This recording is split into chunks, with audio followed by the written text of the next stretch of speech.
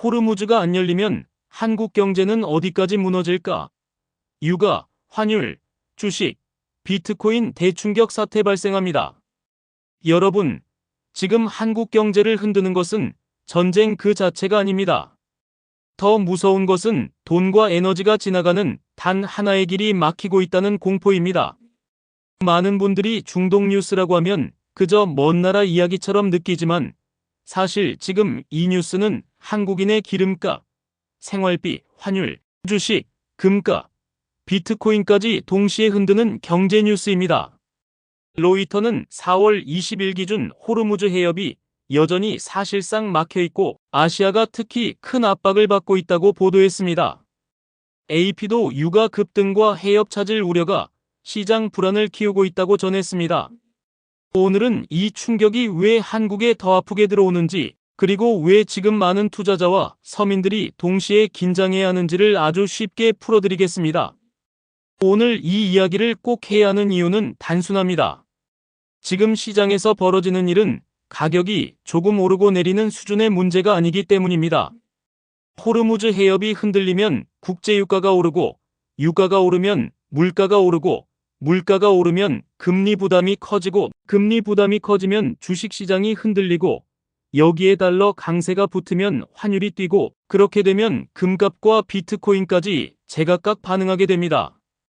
즉, 뉴스 한 줄이 아니라 돈의 흐름 전체가 흔들리는 상황입니다. 먼저 호르무즈 해협이 왜 이렇게 중요한지부터 보겠습니다. 지도만 보면 좁은 바닷길처럼 보일 수 있습니다. 하지만 세계 경제 입장에서 보면 이곳은 말 그대로 에너지의 목줄입니다. 로이터는 이 해협이 세계 원유와 액화천 연가스 수송의 핵심 병목이며 아시아가 특히 큰 영향을 받는다고 짚었습니다. 한국, 일본, 싱가포르 같은 나라들은 중동산 원유 의존도가 높기 때문에 이 길이 흔들리면 가장 먼저 긴장할 수밖에 없습니다.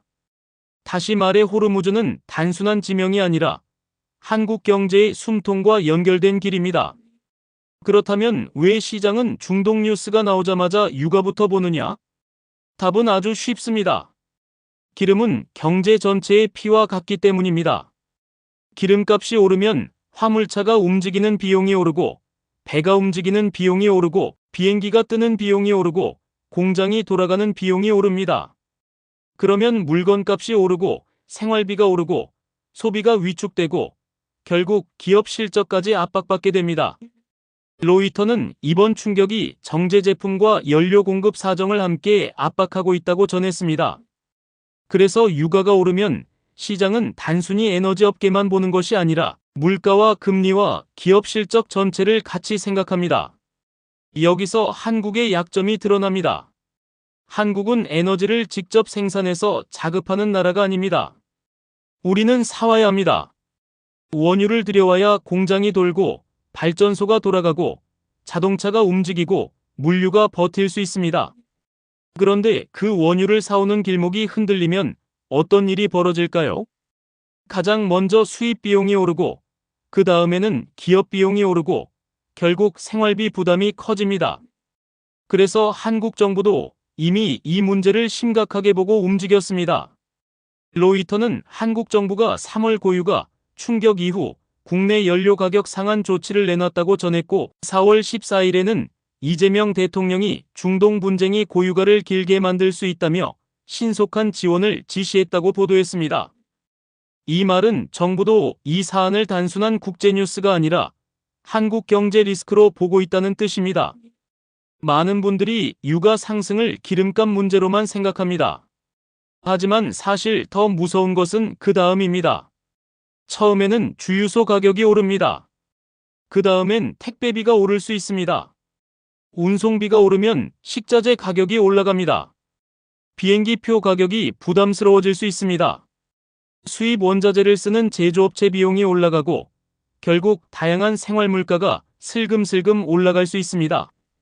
즉, 중동 뉴스는 뉴스로 끝나는 것이 아니라 마트 가격표와 카드 명세서로 번역될 수 있습니다. 이게 진짜 무서운 부분입니다. 그 다음으로 중요한 것은 환율입니다. 유가 충격이 오면 왜 환율이 같이 흔들릴까요? 한국처럼 원유를 달러로 사와야 하는 나라는 유가가 오를수록 달러 수요 압력이 커질 수 있습니다. 게다가 중동 긴장이 커지면 전 세계 자금이 안전하다고 느끼는 쪽으로 몰리는데 그중 대표가 달러입니다. 이렇게 되면 원화는 부담을 받기 쉽고 원달러 환율은 위로 튈 수 있습니다. 로이터는 아시아 외환 시장이 이번 오일 쇼크에 특히 취약하다고 짚으며 여러 나라가 환율 방어 부담을 안을 수 있다고 분석했습니다. 원화가 흔들리면 그건 단순한 숫자 변화가 아니라 한국 경제의 체력이 시험받는 신호가 됩니다. 환율이 왜 중요하냐고요? 환율은 해외 충격이 국내로 번역되는 속도를 보여주는 계기판 같은 존재입니다.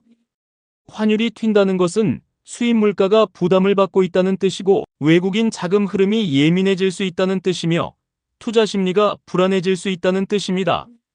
특히 한국처럼 대외 의존도가 높은 경제에서는 환율이 흔들리면 사람들이 이제 진짜 위험한가를 체감하기 시작합니다. 그래서 주식 차트보다 환율을 먼저 보는 것이 오히려 더 현실적일 때가 있습니다. 중동 뉴스가 한국 사람의 체감 공포로 들어오는 가장 빠른 통로가 바로 환율입니다. 이제 주식시장으로 가보겠습니다. 주식시장은 왜 이런 뉴스에 제일 먼저 겁을 먹을까요? 이유는 분명합니다. 주식은 기업의 미래 이익을 먼저 반영하는 시장이기 때문입니다. 유가가 오르면 비용이 오릅니다. 비용이 오르면 실적 부담이 커집니다. 물가가 오르면 소비가 둔화될 수 있습니다. 중앙은행이 금리를 쉽게 내리기 어려워질 수 있습니다. 이 모든 것이 기업 가치 평가에 불리하게 작용할 수 있습니다. 그래서 로이터가 전한 것처럼 최근 유가 급등과 함께 월가도 압박을 받았습니다. 시장 입장에서는 지금 당장 눈앞의 숫자보다 앞으로 기업들이 얼마나 힘들어질지를 먼저 가격에 반영하려는 것입니다. 물론 모든 종목이 똑같이 움직이지는 않습니다. 에너지 관련 업종은 오히려 수혜 기대를 받을 수도 있습니다. 하지만 항공, 물류, 화학, 소비재, 제조업 전반은 부담이 커질 수 있습니다. 그래서 이런 장에서는 코스피가 빠졌다, 나스닥이 밀렸다 정도로만 보면 안 됩니다. 돈이 어디서 빠져나가고 어디로 이동하는지를 같이 봐야 합니다. 지금은 전체 지수보다 업종별 자금 이동이 더 많은 힌트를 주는 장세입니다. 그 다음은 금값입니다. 많은 분들이 이런 상황에서 자동으로 떠올리는 것이 있습니다. 불안하면 금이 오르는 것 아니냐? 맞습니다. 금은 오랫동안 대표적인 안전자산이었습니다. 그런데 요즘 시장은 그렇게 단순하지 않습니다. 로이터는 4월 20일 미국, 이란 긴장 재점화에도 금값이 일주일 저점 수준으로 밀렸다고 전했습니다. 이유는 달러 강세와 국채 수익률 상승 때문이었습니다. 이게 무슨 뜻이냐면 이제는 불안하다고 해서 금이 무조건 강하게 올라가는 시대가 아니라는 뜻입니다. 지정학 리스크, 달러, 금리, 차익 실현이 동시에 작동하는 복합 장세가 됐다는 말입니다. 이 장면은 초보자에게 아주 중요합니다. 금만 보고 세상을 해석하면 틀릴 수 있다는 뜻이기 때문입니다. 요즘 시장에서는 금, 달러, 채권, 주식이 서로 자리를 바꿔가며 불안을 반영합니다. 어떤 날은 금이 강하고 어떤 날은 달러가 더 세고 어떤 날은 둘 다 미묘하게 움직입니다. 그래서 금값이 오르는지 여부보다 더 중요한 것은 왜 금이 강하거나 약한지를 해석하는 것입니다. 이 차이를 이해하면 뉴스 한 줄을 볼 때 훨씬 더 깊게 시장을 읽을 수 있습니다. 이제 비트코인 이야기로 넘어가겠습니다. 비트코인은 왜 같이 흔들릴까요? 비트코인은 누군가에게는 디지털 금이고 누군가에게는 가장 위험한 자산이며 또 누군가에게는 장기가치 저장 수단처럼 보입니다. 실제 시장에서도 이 세 가지 얼굴이 모두 나타납니다. 그래서 중동 리스크 같은 불확실성이 커질 때 비트코인은 어떤 날은 함께 밀리고 어떤 날은 예상보다 잘 버팁니다. 이유는 ETF 자금, 위험선호 심리, 달러 흐름, 기술적 매매가 동시에 작동하기 때문입니다. 즉, 비트코인은 단순한 안전자산도 아니고 단순한 투기자산도 아닙니다. 그래서 더 어렵고 그래서 더 많은 사람들이 오해합니다. 비트코인을 볼 때 가장 흔한 착각은 이것입니다. 전쟁이 나면 비트코인은 무조건 디지털 금처럼 움직일 것이다. 반대로 위험 뉴스가 나오면 무조건 폭락할 것이다. 둘 다 절반만 맞습니다. 실제 시장의 비트코인은 ETF 자금이 받쳐주면 불안 속에서도 버틸 수 있고 위험 회피 심리가 강해지면 주식처럼 함께 흔들릴 수도 있습니다. 그래서 비트코인을 보는 사람일수록 금과 달러와 미국 증시와 유가를 같이 봐야 합니다.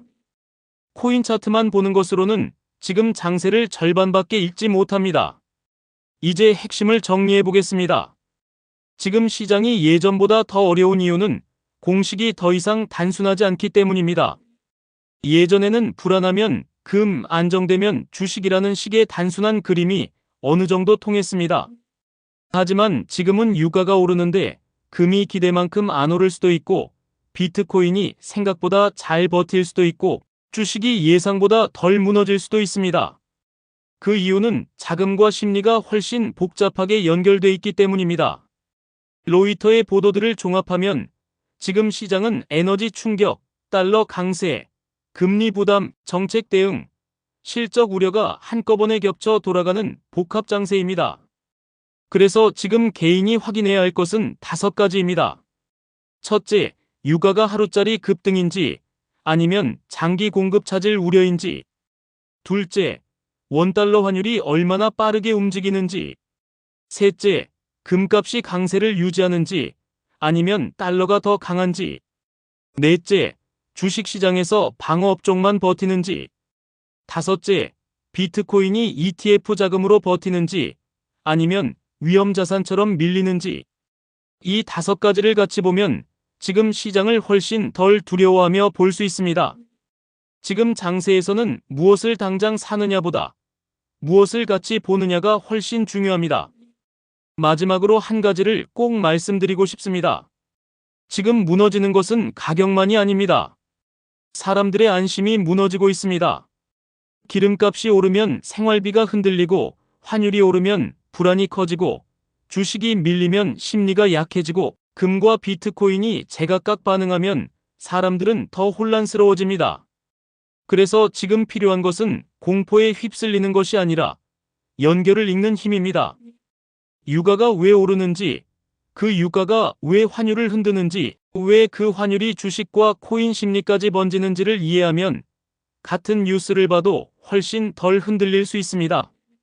오늘의 핵심을 한 줄로 정리하겠습니다. 호르무즈 해협이 흔들리면 단지 기름값만 오르는 것이 아닙니다. 한국 경제의 약점, 즉 에너지 수입 구조와 환율 민감도, 생활물가 부담, 자산시장 불안이 한꺼번에 드러나기 시작합니다. 지금 시장은 가격의 싸움이 아니라 연결의 싸움입니다. 그리고 그 연결을 읽는 사람이 결국 덜 흔들리고 더 늦지 않게 움직일 수 있습니다.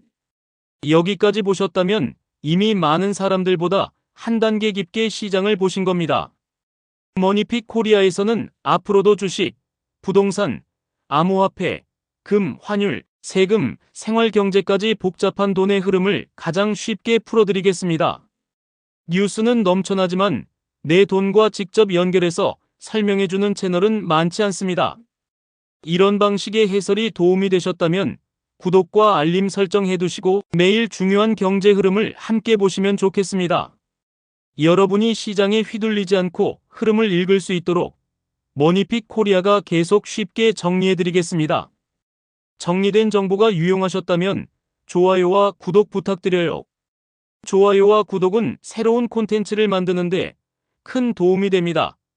머니픽 코리아 굿뉴스 GNTV였습니다. 감사합니다.